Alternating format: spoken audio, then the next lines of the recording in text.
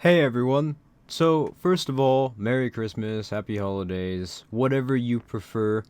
And before I get into the subject of today's video, and unlike Christmas Eve's video, this actually is a news video, but since we're exactly 1 week away from New Year's Day of 2020, and it's exactly 1 year, or it would have been when I wrote this script, after I uploaded my video, The Dawn of a New Internet, which was basically a pitch looking for interested tech-savvy coders and people who were willing to materially invest into a project, the premise of which eventually became the open, informal, speculative network that is the FNET project.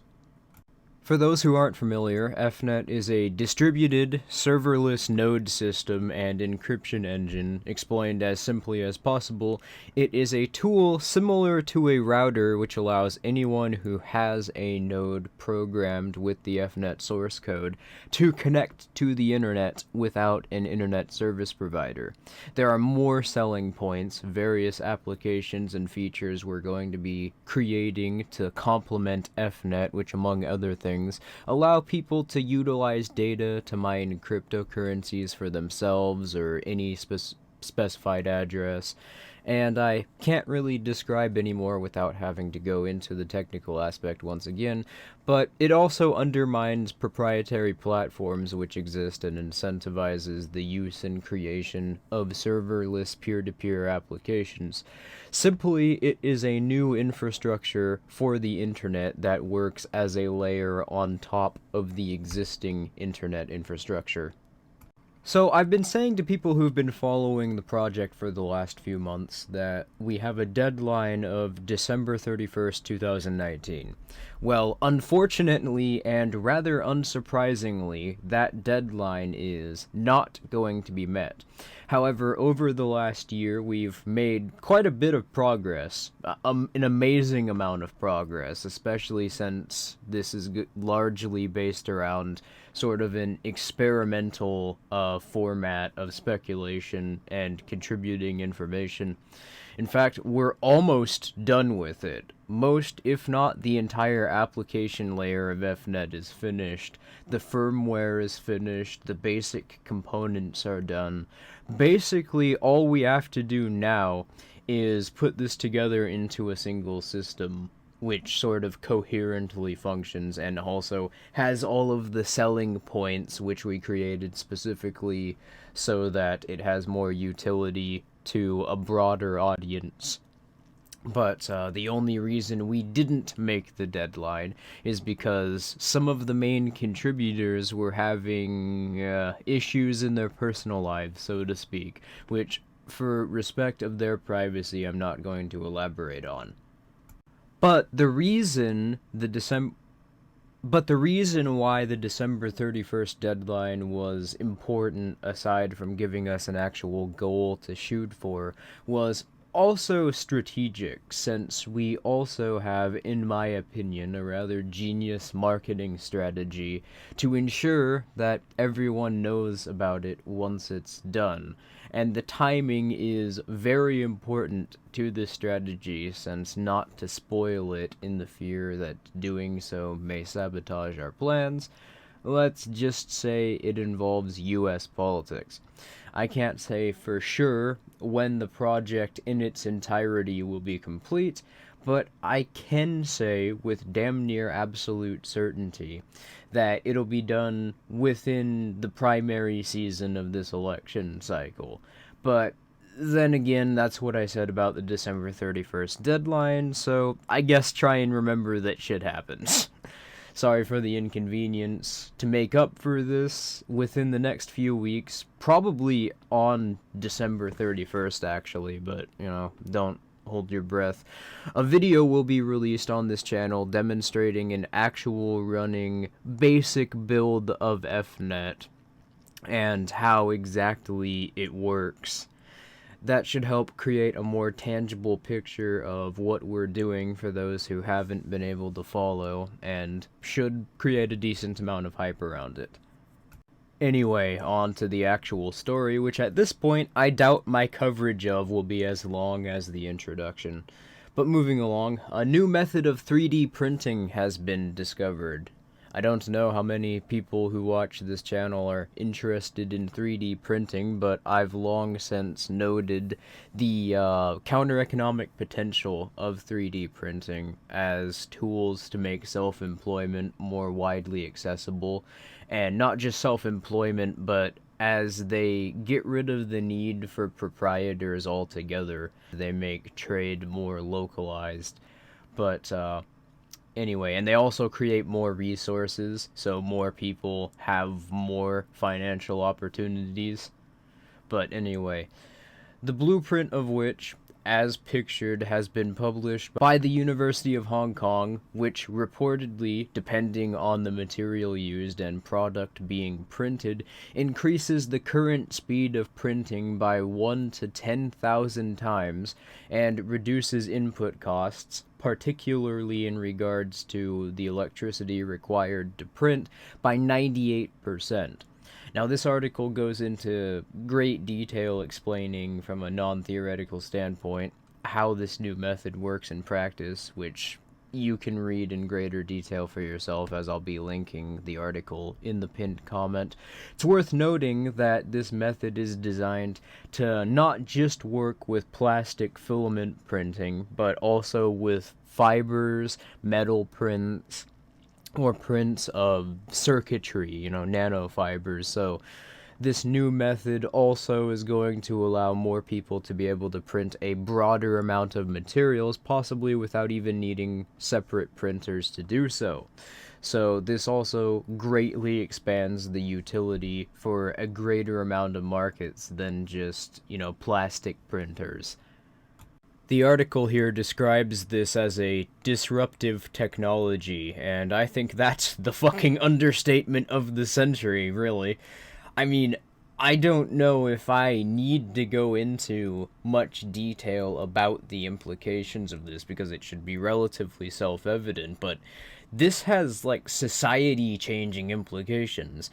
Most markets where it was formerly only viable to profitably produce commodities that required teams of workers and factory-sized operations can now feasibly be accomplished by one person in their bedrooms without them even really having to focus too intensively on their printer, other than to check on it every once in a while, give it new material to print with, make sure it didn't break down, take every new print after the printer is done with them so it can continue making new prints. We're talking very low maintenance stuff here.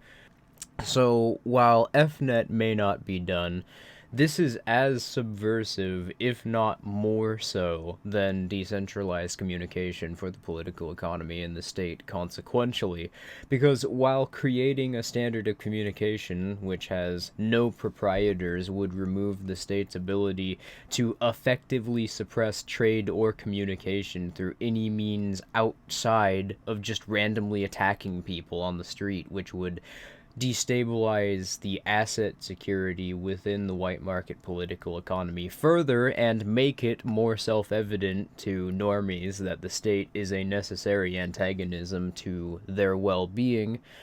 FNET and similar projects only create a competing infrastructure to be built upon, which in turn ultimately undermines the political economy.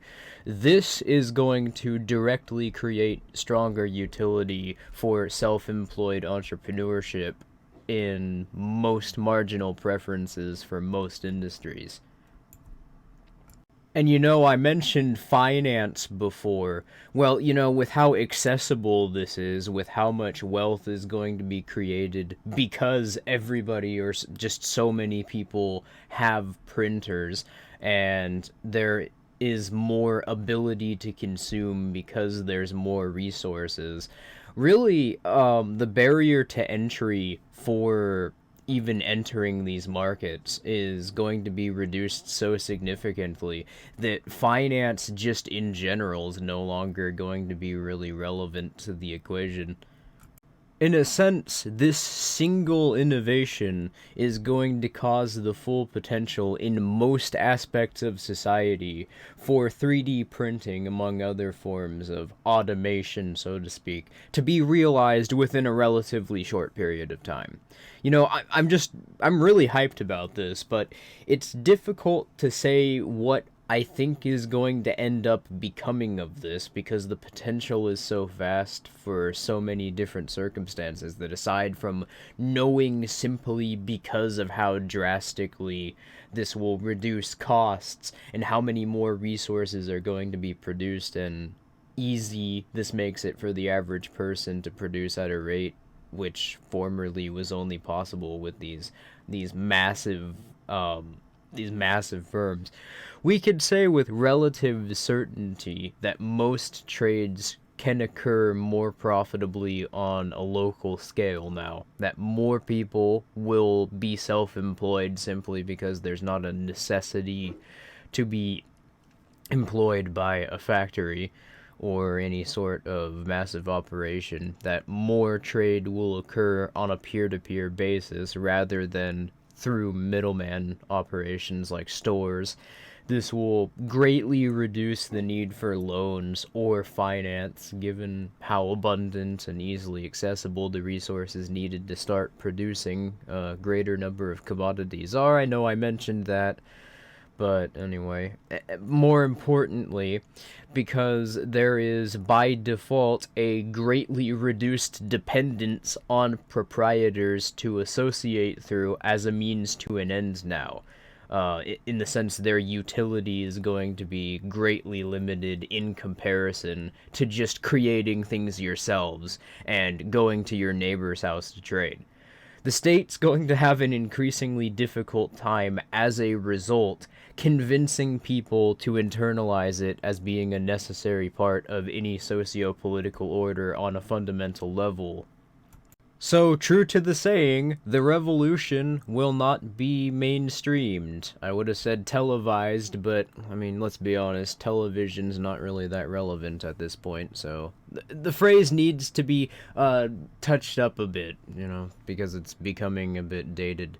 In fact, I suspect the mainstream media probably won't even acknowledge that this was discovered until it becomes so prevalent in society that it becomes impossible or suspicious to ignore. Kind of like how they treated cryptocurrency, because that's the state's default response to things like this, which are actually threatening to the stability of their political rule.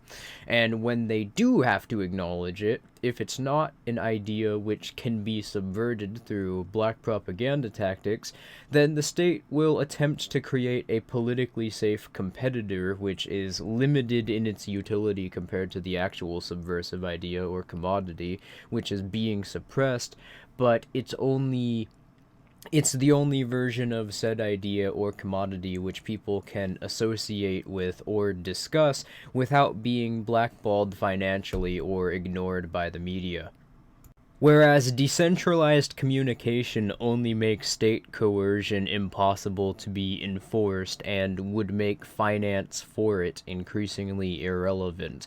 Because of this, there's potentially no longer even a utility for state-manipulated finance or firms in the political economy altogether. So, while we have these blueprints widely available to create printers which work with this new method, and the genie's out of the bottle, so to speak, there is still the factor of whether or not these printers will be made widely available. And I highly doubt that. The state, financial institutions, state-protected firms, all for the reasons noted previously, have a vested interest in trying to suppress the widespread adaptation of this technology. So, unlike current 3D printers, I suspect that these are likely not going to end up being manufactured or will be made easily available through legal market trade, because the state will either threaten violence through legal means in order to try and intimidate people, or will use finance manipulation to make it impossible for firms who try and manufacture these printers or trade with them to obtain loans or associate with banks and other firms in any way, shape, or form.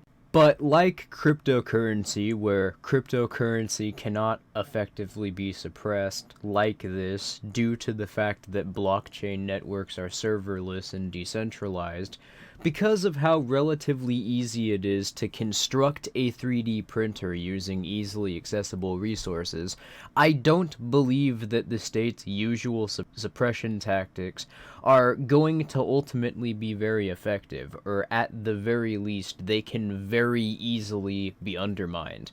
I mean, there are places in Africa, such as Togo, where the state, for the most part, directly plans all legal market transactions, and people are still making 3D printers, even as of now, out of scrap metal, then using them to make an income far greater than anything else available to them by legal means through selling their prints in counter economies.